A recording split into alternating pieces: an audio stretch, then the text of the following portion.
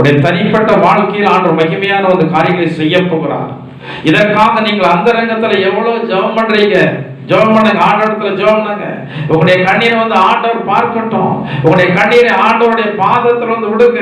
என்ன பிரச்சனை இருக்கிறது, உங்களுக்கு என்ன காரியத்தில் ஆண்டவருடைய உதவி தேவைப்படுது, ஆண்டவர் மனதுருக்கம் உள்ள தேவன் என்பதை அறிந்ததற்கு பிறகும் அவர் மனதுருகும்படியாக ஏன் அவரிடத்தில் கண்ணீர் விடாமல் இருக்கிறீர்கள்?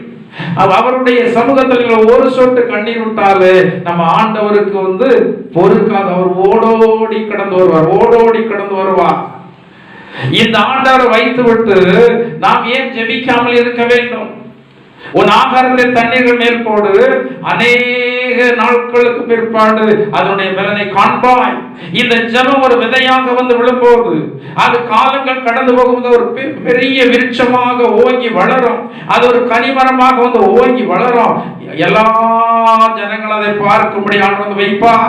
நீ அந்தரங்கத்துல ஜெபித்தா வெளியரங்கமாய் உனக்கு என்ன கிடைக்கும்? வெளியரங்கமாய் உனக்கு பலன் கிடைக்கும்.